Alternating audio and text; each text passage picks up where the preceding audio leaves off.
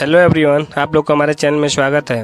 अगर जो आप हमारे चैनल में नया हो तो प्लीज़ चैनल को सब्सक्राइब कर लीजिएगा और बेल आइकन को क्लिक कर दीजिएगा ताकि मैं कोई भी वीडियो अपलोड करूं तो नोटिफिकेशन सबसे पहले आप लोग के पास जाए। दोस्तों, ये टाटा की VS4 गाड़ी है 2518 और आज हम इसके पार्किंग लाइट के बारे में बात करेंगे कि जब हम कॉम्बिनेशन स्विच से पार्किंग लाइट जलाते हैं वो कैसे जलता है और जो उसका वायर डायग्राम है वो किस प्रकार है। तो देख सकते हैं दोस्तों, एक कॉम्बिनेशन स्विच है। तो चलिए सबसे पहले आप लोग कॉम्बिनेशन स्विच से पार्किंग लाइट जला के दिखाते हैं। तो इसको एक पॉइंट ऑन करेंगे दोस्तों तो पार्किंग लाइट जल जाएगा। तो देख सकते हैं पार्किंग लाइट जल गया है। तो इसी के वायरिंग के बारे में आज हम बात करेंगे और आप लोग को बताएंगे कि जो इसका वायर डायग्राम है वो किस प्रकार है, ताकि फ्यूचर में कभी भी आप लोग के सामने पार्किंग लाइट से रिलेटेड इशू आए और उसके वायरिंग का इशू रहे तो आप लोग इस वीडियो के माध्यम से उसका वायरिंग आसानी से चेक कर सकें और अपनी प्रॉब्लम को ठीक कर सकें।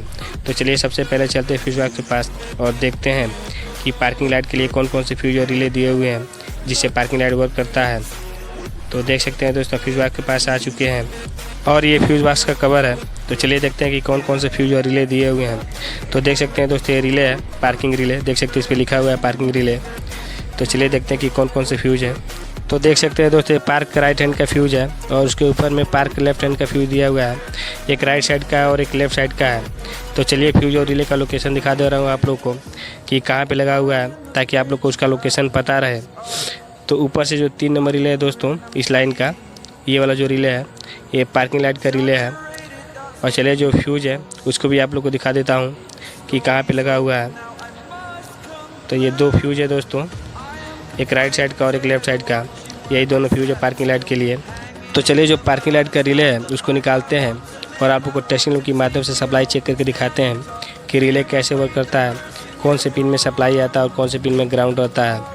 तो अभी तक चैनल को सब्सक्राइब नहीं किए हैं तो प्लीज़ चैनल को सब्सक्राइब कर लीजिएगा और बेल आइकन को क्लिक कर दीजिएगा ताकि मैं कोई भी वीडियो अपलोड करूँ तो नोटिफिकेशन सबसे पहले आप लोग के पास जाए और जिससे आप लोग का हेल्प हो।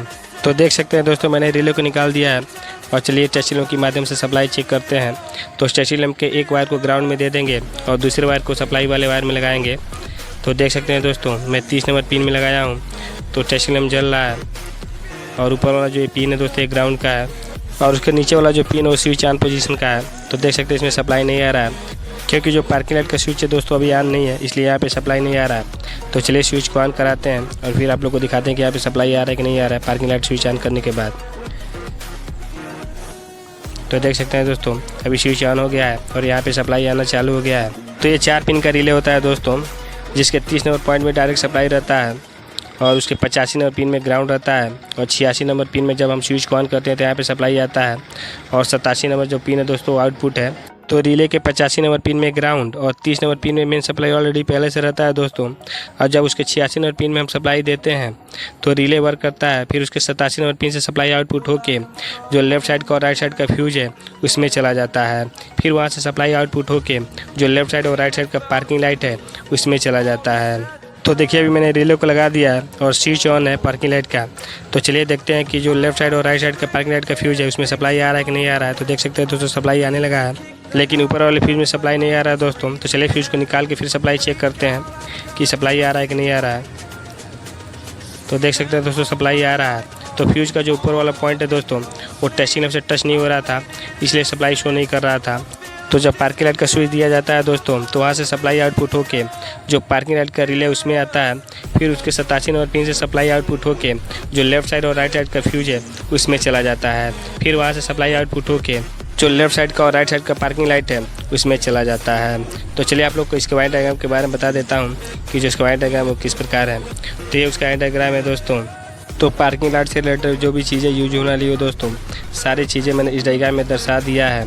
तो कॉम्बिनेशन स्विच में दोस्तों एक बैटरी का डायरेक्ट सप्लाई रहता है और जब हम पार्किंग लाइट जलाते हैं तो वहाँ से एक सप्लाई आउटपुट होके जो पार्किंग रिले है उसके 86 नंबर पिन में इन होता है और रिले के 85 नंबर पिन में ऑलरेडी पहले से ग्राउंड रहता है और उसके 30 नंबर पिन में सप्लाई रहता है। और जब रिले वर्क करता है तो जो 30 नंबर वाला पॉइंट है वो 87 नंबर को कनेक्ट करता है।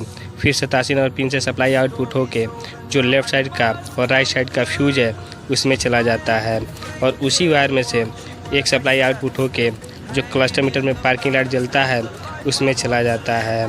तो जो लेफ़्ट साइड के पार्किंग लाइट का फ्यूज है दोस्तों वहाँ से सप्लाई आउटपुट होके जो लेफ़्ट साइड का पार्किंग लाइट है उसमें चला जाता है। और ठीक उसी प्रकार जो राइट साइड का पार्किंग लाइट का फ्यूज़ है वहाँ से सप्लाई आउटपुट होके जो राइट साइड का पार्किंग लाइट है उसमें चला जाता है और लाइट जलने लगता है।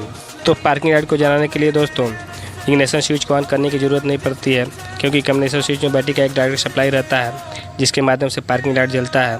तो डायग्राम मैंने इसलिए दिखा दिया है दोस्तों ताकि फ्यूचर में कभी भी आप लोग के सामने पार्किंग लाइट के वायरिंग से रिलेटेड इशू आए और उसका वायरिंग कहीं भी से ब्रेक हो जाए तो आप लोग इस डायग्राम के माध्यम से उसका वायरिंग आसानी से चेक कर सकें और अपनी प्रॉब्लम को ठीक कर सकें। तो उम्मीद करता हूं दोस्तों कि आप लोग को हमारा वीडियो अच्छा लगा होगा।